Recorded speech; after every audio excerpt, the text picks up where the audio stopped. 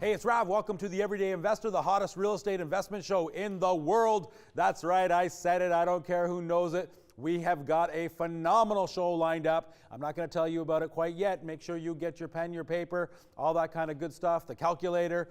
And remember, whenever you're introduced to any kind of investment opportunity, always ask 4 questions to start. Number 1, what is the return on my investment, the ROI? Number 2, when do I get that return? If they say it's 20%, but it's over 5 years, then really you're making 4% annualized. So it's very important to know when you get that. Thirdly, what is the investment amount needed? And fourth, what is the risk, the worst case scenario? We are going to be talking to my good friend. I call him my uncle. His name is Anil Walia. He has over 50 properties in the States. He lives right here in Canada. And we're going to be talking about how to make money investing in the U.S. Anil, thank you so much for being on the show. It's always a pleasure when I get to have you. You just flew in from Orlando yesterday, or? Yeah, I landed last night at 2 a.m. So today, you flew in this morning, early morning, and here you're gracing us with your presence. I thank you so much for being on the show. Thanks for inviting me. I always love to have you on the show. I told the camera crew, I told the producers, wait till you hear this guy's story. And so let's talk about it really quickly. You came from India, lots of degrees, well educated, and as life has it, you didn't fulfill the job here in Canada that matched your intellect. So you did some work. You realized that real estate might be something to take a look at. And so how long did you research this concept of real estate investing? Yeah, I came in 2004 and I got laid off in 2009. From 2009 to 2012, yes, I did a lot of research in the US because the market was melting, real estate market was melting.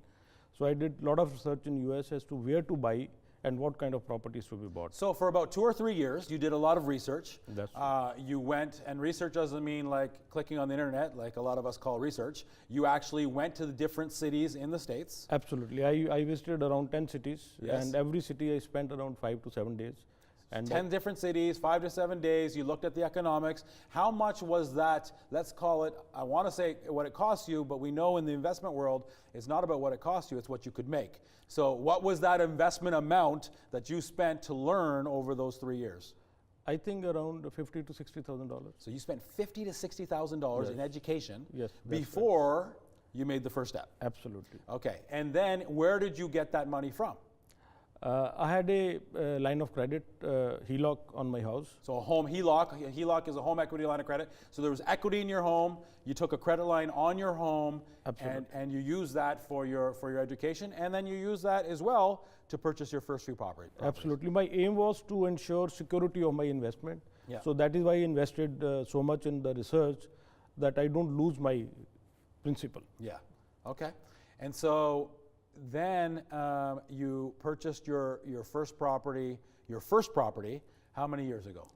I bought my first property in January 2012. Okay, so about 5 years ago you bought your first property, yeah, and now you have over 50 properties. Yeah, I have 51 properties. The last property I bought is in January 31st. So you just closed recently, within the last month or two, on the 51st property. That's right. And all these properties are in, you concluded after you went to Michigan and Phoenix and Vegas and Atlanta and all these different places, you concluded that Orlando was the place to invest. That's true. Orlando was a place to invest, and even today Orlando is one of the... Today Orlando still, and so what are the factors for you to invest in Orlando? Why are all 51 properties, even though you live in the metropolis here in Canada, you live in Toronto, but all your investments are in Orlando? I might add, when I had you on the show last time, you had never seen one property prior to purchase. Is it still the same case? That's true. Even till today I buy properties without seeing. You have your team all set up there. You have your realtors, your everything. I have a power team there, and I have developed a system wherein I can evaluate a property sitting in Canada. Yeah. I know the numbers before I buy, Yeah. So I have that capability of investigating, doing all the research, sitting in Canada Yeah. before I put in an offer. Okay. So when I put in an offer, I know all the numbers involved. Yes. And I have a team there who will look after the. So all these properties, all 51 properties, they're all positive. None of them have been duds. None of them have been, you know, as we call dogs, and you've had to sell off. All of them have been fruitful for you? Oh, no, all of them are fruitful, and in fact, some of the properties have doubled, and in some of the properties are zero down, because when I refinance, they give me full money back. That's crazy. Maybe 5 or 6 properties are zero down. Let's take a break. I want to talk about what we said we were going to talk about. Why Orlando? What is it about it that makes you feel like it's an investment haven? And then let's talk about the actual numbers. How much did you start with? And now, if you don't mind, you know, what are we doing to inspire, you know, the other people, the viewers at home? Because you also have a coaching program now. You're helping other people do this as well. We're talking to my good friend Anil Walia. He has 51 properties in the States. We're talking about how to make money investing in the States. You don't want to miss this show. We'll be right back in just a minute.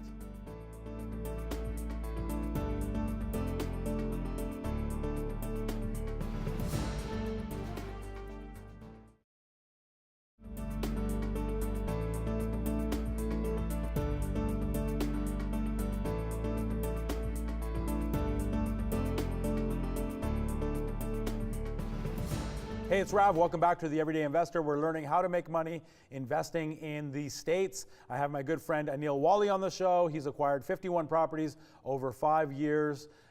Just a wealth of intelligence. I'm so happy that you're watching the show. I'm so happy that you're on the show, Anil. Before the break, we were talking about the fact that you bought all these 51 properties, though, within how many kilometers would you say? Around 50 kilometers. Around a 15-kilometer area, you bought these properties, and the reason why you like that area is why? Why do you like Orlando after you spent $50,000-$60,000 doing all your research throughout the States? You see, originally I went to Orlando because Orlando is a very famous destination. Yeah. And in Orlando, the properties had peaked the most prior to the meltdown. Okay. And during meltdown, they fell down the most. I see. So because they fell down the most, so there was a there's a large margin there for them to come there back. was nothing wrong in the real estate. The wrong was in the financial sector. So I knew that they will rise to the same level once again for the same reason they went up. And for the you first obviously believe they're still going to rise because you just bought one, your 51st one, 2 months ago. Yeah, and on January 20th, I closed Yeah. 51st property. Yeah. Yeah. Okay. And why else Orlando? Yeah. See, Orlando even today is the third top town where the job growth is taking place. Is that right? Yeah. The unemployment rate in Orlando is 3.9%. It's amazing, and the job growth is 3.6%. And there is a international airport is being renovated at $1.1 billion. So you see that a lot of people are obviously moving into the Orlando area because of jobs, in migration with that country, and so therefore they're going to need a place to not necessarily buy. A lot of people rent. So the type of property you buy must be probably, I'm guessing, detached home, 3-4 bedrooms. What is your specialty? I still continue to buy single family homes, 3 bedroom, 2 washrooms, 1,000 to 2,000 square feet area. So 3-bedroom homes, 2 washrooms. So these are bungalows. There's no basements in Florida. No basements. And you want them to be 1,000 to 2,000 square feet. That's right. So what is the purchase price of these on average? What can we buy them for? Even today? Yeah, I can still buy around $100,000, $100,000. $100,000. Yeah, I can still. We can still. So this last property that you just bought, how much was that? Yeah, I bought for exactly $100,000. $100,000. Yeah, $100,000. And you're teaching people how to do this. And it has a swimming pool. This is a swimming pool for the hot days. And so here's the part that's the most inspiring to me. You used how much capital to acquire these 51 properties? Like, to get started, out of your own pocket, how much did you put in to acquire this 51 properties? You see, over 5 years. Yeah, I started with $400K line of credit on my house. $400,000. So the $50,000 for education you used, and then when you started to go, you still used the line of credit, $400,000. Yeah. So altogether, you're in for $450. Yeah. But now you have 51 properties. That's right. And what's the average value of each property now? I mean, this one was 100. But you have some that you bought. What's the lowest one you bought? No, the lowest one I bought was for $75K. $75K? But today the average price would be around $175K. About $175,000? Yeah. And you have 50 of those? 50 of those. My total portfolio is around $9.7 million. 9.7 million. So from $400,000 in 5 years, now we have almost $10 million. That's right. If you were to liquidate everything. That's right. But you don't. You collect rents from these 50 homes, and the average rent is $1,000, $1,200? Around 1,300, 1,350. 1,300. Yeah, average rent. Okay, so you're only bringing in about 60,000 a month. Yeah, 70. 70,000 a month. Yeah. It's incredible. Let's look at the numbers, how this works. Okay, because you can't. My understanding is you can't really get a mortgage. I can't go put 5-10% down, and a bank is going to give me the mortgage for that. But yet you don't pay for these outright, or you do. You showed me what we did. So let's say we take this property, and this is $100K purchase price on that property, right? That's right. And so you actually pay $100,000 cash? I paid $100,000 cash. Okay. Because this is because the market is becoming a little tight. Yeah. Property values The economy is getting a little better. Is better. Okay. So this property was a little rundown. Yeah. And it had a swimming pool. It was in a bad shape. Yeah. So I closed this property for $100K, and I spent $33K on this. Okay, so plus 33 for rentals and close? Yeah. Right? Yeah. For rentals and closing? Yeah, for rental and close. Okay, so you're in for 133? 133K. And that's cash out of pocket? Cash out of pocket. Okay, but I assume you're not leaving that there? No, it appraised for 166K. Okay, so now the new value is 166K. 166K. Okay? So but I still want to know, did you leave this now, or you took money? No, then I went to the bank. Yes. And bank gave me 75% of 166K. The bank gave you 70, okay, so you were able to take out 75% of that. That's right. Do you have that number? 125K. You took out? Yeah. So you took out 125K. If we minus that over here. No, minus to 133K. So we have only 8K. Oh, that's right. Minus it over here. Yeah. So you're only left in this deal for $8,000. Yeah. Are you kidding me? No, that's right. And how long does this whole process take? I closed on January 20th. Yeah. And my tenant has moved into the property last Friday. That is on August 9th. No, but how long did it take for the bank to be able to give you the 125K back? Bank has not, 125K has not come in my pocket as yet. Yeah. But they have given me pre-approval, and appraisal has been done. So it might take another 30 days. And you bought this 2 months ago? Yeah, that's right. Okay. So again, you buy the property for $100,000. That's right. It was run down, because I'm wondering, you told me properties are worth 175 a lot on average. Yeah. You got this for 100 because it was run down. Run down. And an investor is never afraid. Actually, he likes the properties that's run down. Absolutely. Unless you're looking for a turnkey property. So you bought the property for $100,000, put in $33,000. He's in for $133,000. It's now valued at 166. The bank says, okay, it's valued at 166. We can refinance and give you 75% of the 166, which is 125. You take that 125. You were only in for 133, so you're in this deal only for $8,000. Yeah. And this property rents for what? $1,325. $1,325. So what is that a year? That's 1590. 15,900. 15,900 is what you're making. Yeah. Just coming in. That's your cash flow. That's right. That's your cash flow, and you're in for $8,000. That's right. You're in for $8,000. That's right. It is. And if you made $8,000, that's 100%. Yeah. But you made $16,000. That's right. So you made 200% just on the cash flow. Yeah. Am I wrong on that? On the gross. This is a gross rent. Oh, this is the gross because okay. So then when you minus your fees. Yeah, but if the expenses are around 11,500. Okay. So you're left with about $4,000. Yeah, the net is 4,407. 4,000. Okay, so that's and you're in for $8,000, so you're 50%. Yeah. But this is just on the cash flow. Just on the cash flow. You buy in Florida because it's 166 today. Yeah. But next year it's not 166. So I take 3% appreciation, which is the nominal. Yeah. Actually, prices have risen 20% last year, but I still take 3% nominal. When you coach people, when I coach you tell people that, hey, 3% conservative, even though last year it went up 20%. Yeah. So you made 50% just on the cash flow, That's but it's also increasing in value. That's and so that's how you're doing this, because it keeps increasing in value. Since you did this 5 years ago, you keep pulling money out, and then putting it into new properties. That's why you only had to start with $400,000. Absolutely. So today the scenario is the last 5 properties I bought for 510,000. Yeah. And they appraised for 670, and bank gave me 485 back. So Say it again. Say all that again. the last set of 5 properties. Yes. The last 5 properties you bought. Yeah. Yeah. I bought for 510,000 Collectively. collectively. Yeah. You bought for $500,000 for the last 5 properties. And they appraised for $670,000.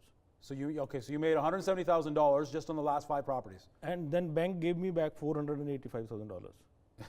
And so So I was in for only $25,000 for 5 properties. So I could buy 5 properties for $25,000. It's amazing. So the same thing is going to happen in this lot. You bought 5 properties for $500,000. Because the value of those is almost $700,000, the bank gave you almost all of it back in a refinance. You're only in for $25,000 for all 5 properties. All 5 properties. You're making cash flow on that, and it's going to continue to go up in value. That's right. And somebody's paying down your mortgage. Is a mortgage. That's incredible.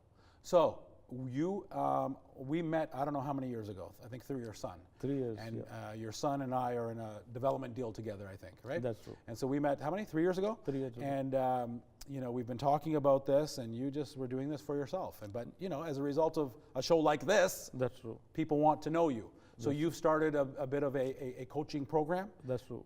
So people can get a hold of you, call you, and you can help them do the same thing. Because obviously, you're getting 75% refinance because of all the collateral you have. Absolutely. Right? I think here, people look at, in the more properties you have, the banks get scared. I think in the States, correct me if I'm wrong, the more you have, they think, okay, well, because he's got this portfolio, we can give him a better deal on the refinance. Because I couldn't go just with one property and take out 75%. Maybe they might give me 50% perhaps.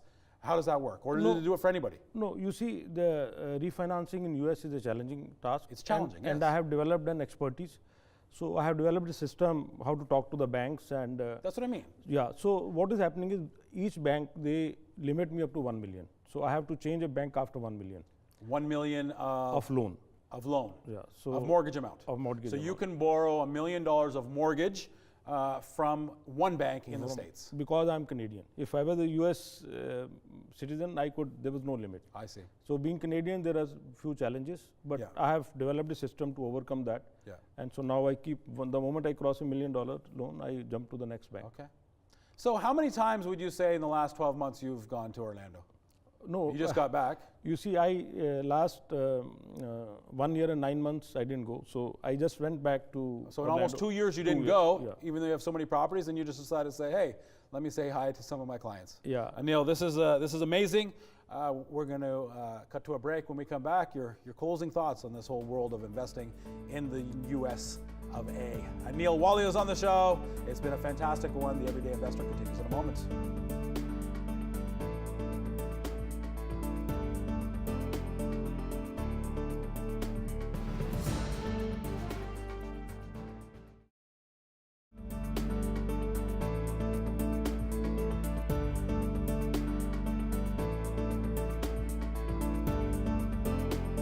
Hey, it's Rav. Welcome back to the Everyday Investor. We've learned how to make money investing in the States. My good friend Anil Walia taking $400,000 capital, turning it into almost $10 million within 5 years.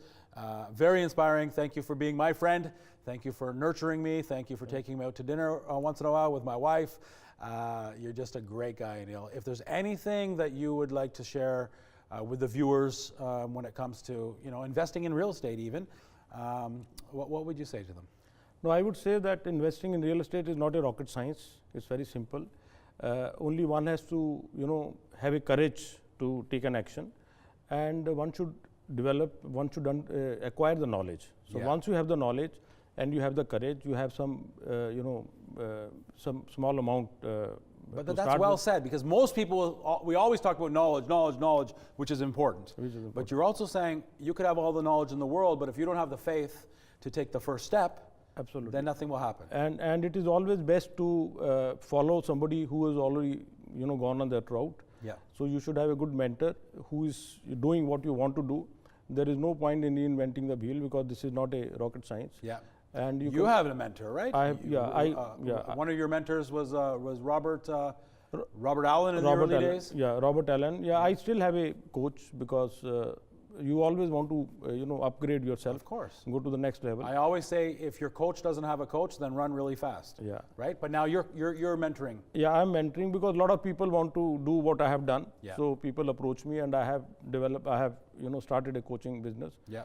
So I do give coaching to people. Okay. If anybody is interested to follow the route I have taken, Yeah. They can give me a call or fantastic. they can send me an email. Thank you for doing that. Thank you for being on the show. I'm guessing 51 is, it doesn't have a good ring to it. Maybe 100 has a good ring to it. So are you going to continue to keep buying property so long as you see that there's an opportunity there? Yeah, I want to continue in US because it's a good economy and just turning around, and with Trump coming, it's going to run fast. I might switch over from single family homes to duplexes or triplexes. Multiplexes, things like that. Yeah, great. Well, listen, thank you for being on the show again, Anil Walia. Yeah. Thank you so much for being on the show. I was quite nurtured. I'm sure the viewers were as well. Thank you, viewers, for watching the show. To learn more how you can become an Anil Walia, an everyday investor, please follow us on social media, including Facebook, Instagram, Twitter. You can go to our website, www.theeverydayinvestor.tv. On behalf of myself, Rav Tour, we'll see you next week, same place, same time. Honey, I love you. I'll be home soon. Bye, everybody.